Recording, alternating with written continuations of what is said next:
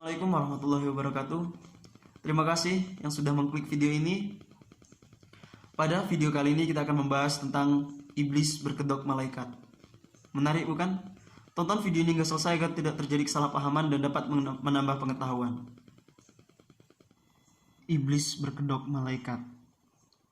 Tahukah kalian? Pada 22 November 1963, John F. Kennedy terbunuh di depan rakyatnya sendiri. Dan sampai saat ini, pembunuhan Presiden Amerika ke-35 itu masih menjadi misteri. Dan disusul pada 7 Januari 1965, Indonesia memutuskan keluar dari PBB. Ada apakah ini?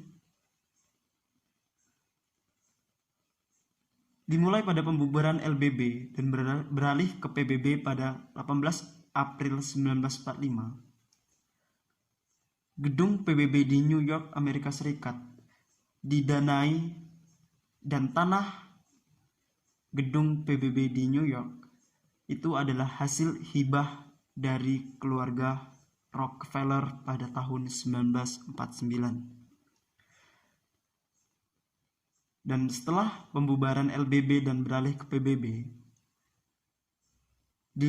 dibentuklah World Bank atau Bank Dunia dan IMF.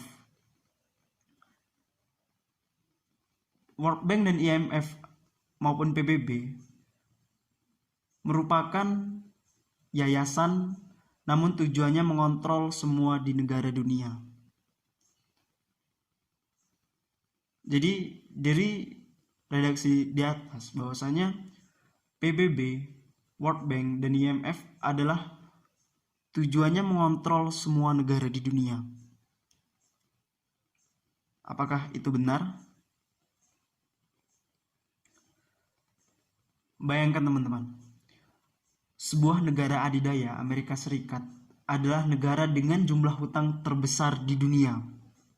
Lalu, sempat berpikirkah siapa yang meminjamkan dana untuk negara-negara di dunia?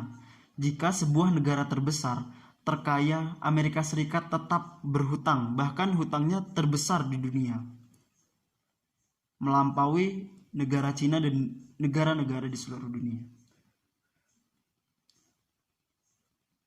Yang mendanai atau yang meminjamkan hutang-hutang kepada negara-negara di dunia ini adalah elit global yang menjadi dalang di belakang IMF dan World Bank. Presiden pertama Indonesia, Insinyur Soekarno, dan Presiden ke-35 Amerika Serikat, John F. Kennedy, adalah dua orang yang mengetahui adanya neokolonialisme dan imperialisme, atau penjajahan gaya baru, penjajahan yang bukan oleh negara. Saat kedua presiden ini mengetahui adanya neokolim dalam diri PBB, IMF, dan World Bank, ini adalah ancaman bagi elit global. Hingga pada 22 November 1963, John F. Kennedy terbunuh di depan rakyatnya sendiri, dan sampai pada detik ini, pembunuhan Presiden Amerika ke-35 itu masih menjadi misteri.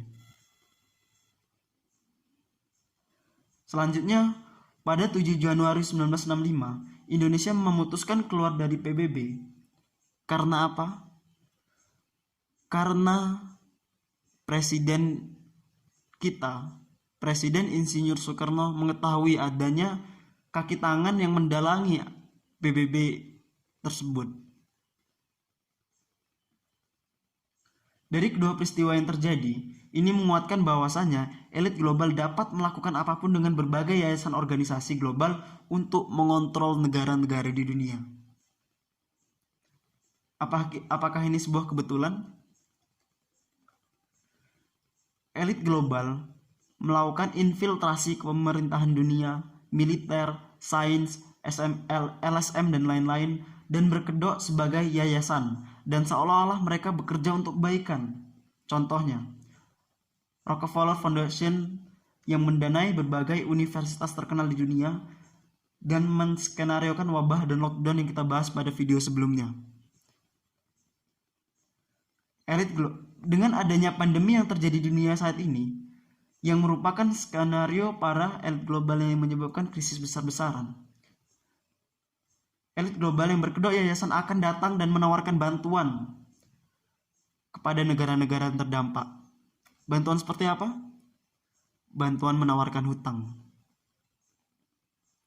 Bahkan Indonesia sudah masuk ke dalam skenario para elit global dengan memecahkan rekor hutang terbesar dalam sejarah yang saat ini baru dikemas dalam surat hutang dengan jumlah 4,3 miliar dolar atau sebesar 70 triliun akan ditanggung kita dan anak cucu kita pada 50 tahun ke depan, tepatnya pada 2070 mendatang, teman-teman. Hal tersebut kita jangan menyalahkan pihak pemerintah, tetapi ini adalah jalan yang memang sudah diskenariokan pada elit global. Jadi apapun yang terjadi, ini akan tetap terjadi, teman-teman. Siapapun presidennya, siapapun pemimpin-pemimpin di dunia, ini akan tetap terjadi. Mungkin sebagian negara-negara di dunia belum merasakan dampak yang sebegitu besarnya, tetapi Indonesia sudah mulai merasakan dengan sudah terbuatnya surat hutang yang sebegitu besarnya. Bahkan surat hutang ini memecahkan rekor hutang yang terjadi di Indonesia pada sebelumnya. Dari hal ini dapat kita simpulkan bahwasanya para elit global membentuk sebuah yayasan yang dikemas untuk membantu negara-negara di dunia, namun tujuannya bukan untuk membantu, teman-teman, tetapi melakukan penjajahan model baru atau yang disebut dengan neokolonialisme dan imperialisme yang dilakukan bukan oleh satu negara tetapi oleh para elit global. Terima kasih yang sudah menonton hingga selesai. Jika ada yang kurang jelas atau ingin ditanyakan, boleh komen di bawah. Dan jangan lupa share ke teman-teman kalian agar dapat menambah pengetahuan yang lainnya. Saya akhiri, wassalamualaikum warahmatullahi wabarakatuh.